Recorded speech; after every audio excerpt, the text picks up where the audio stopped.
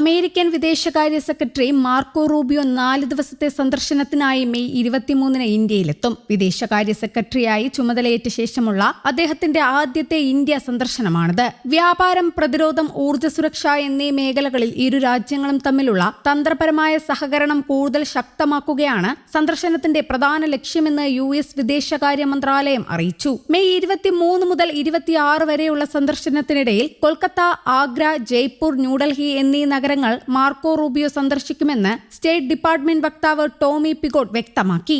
ഈ നഗരങ്ങളിലെ സന്ദർശനത്തിന് പുറമെ ഇന്ത്യൻ ഉന്നത ഉദ്യോഗസ്ഥരുമായി അദ്ദേഹം ഉഭയകക്ഷി ചർച്ചകൾ നടത്തും. മെയ് 22 സ്വീഡനിൽ നടക്കുന്ന നാറ്റോ വിദേശകാര്യ മന്ത്രിമാരുടെ യോഗത്തിൽ പങ്കെടുത്ത ശേഷമായിരിക്കും മാർക്കോ റൂബിയോ ഇന്ത്യയിലേക്ക് എത്തിയിരിക്കുക.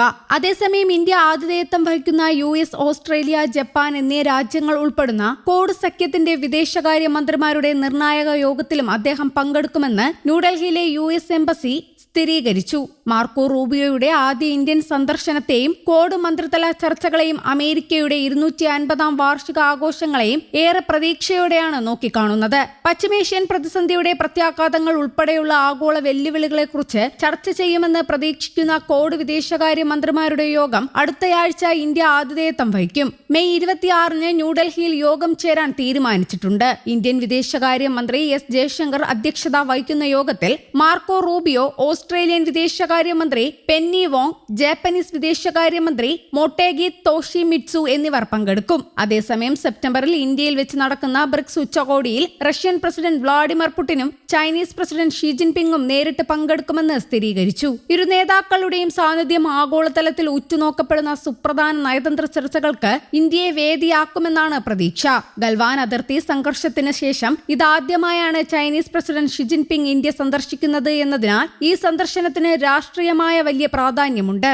ഉച്ചകോടിയിൽ ഇറാൻ, UAE തുടങ്ങിയ രാജ്യങ്ങളിലെ ഭരണത്തലവന്മാരും പങ്കെടുത്തേക്കുമെന്നാണ് കേന്ദ്ര സർക്കാർ വൃത്തങ്ങൾ നൽകുന്ന സൂചന. പുടിന്റെ ചൈനീസ് സന്ദർശനത്തിനിടെയാണ് ഇരുവരും ബ്രിക്സ് ഉച്ചകോടിയിൽ പങ്കെടുക്കാൻ ഇന്ത്യയിലെത്തുമെന്ന കാര്യം സ്ഥിരീകരിച്ചിരിക്കുന്നത്. അതേസമയം 2019 ഒക്ടോബറിൽ തമിഴ്നാട്ടിലെ മമ്മലാപുരത്ത് പ്രധാനമന്ത്രി നരേന്ദ്രമോദിയെ സന്ദർശിച്ചതിന് ശേഷം ഷി ജിൻപിങ്ങിന്റെ ആദ്യ ഇന്ത്യ സന്ദർശനമായിരിക്കും ഇത്. 2020 ജൂണിൽ ഗാൽവാൻ താഴ്വരയിലുണ്ടായ സംഘർഷവും 2022 ഡിസംബറിലുണ്ടായ പിരിമുറുക്കമുള്ള തവാങ് അതിർത്തിയിലെ സംഘർഷവും ഇന്ത്യ ചൈന ബന്ധങ്ങളെ വല്ലാതെ ബാധിച്ചു. റഷ്യയിലെ കസാനിൽ നടക്കുന്ന ബ്രിക്സ് ഉച്ചകോടിക്കിടെയാണ് അതിർത്തിയിലെ സംഘർഷങ്ങൾക്ക് ശേഷം മോദിയും ഷിയും ആദ്യമായി കൂടിക്കാഴ്ച നടത്തിയത്. അതേസമയം 2025 ഡിസംബറിൽ നടന്ന 23ാമത് ഇന്ത്യ റഷ്യ വാർഷിക ഉച്ചകോടിക്കായി പുടിൻ ഡിസംബറിൽ ഇന്ത്യ സന്ദർശിച്ചിരുന്നു. പ്രധാന മേഖലകളിൽ ഉഭയകക്ഷി സഹകരണം വികസിപ്പിക്കുന്നതിനെ കുറിച്ച് പ്രധാനമന്ത്രി നരേന്ദ്രമോദിയുമായി പുടിൻ വിപുലമായ ചർച്ചകൾ നടത്തിയിരുന്നു. ഇന്ത്യയും റഷ്യയും ഒരു വാർഷിക ഉച്ചകോടി സംവിധാനം പിന്തുടരുന്നു.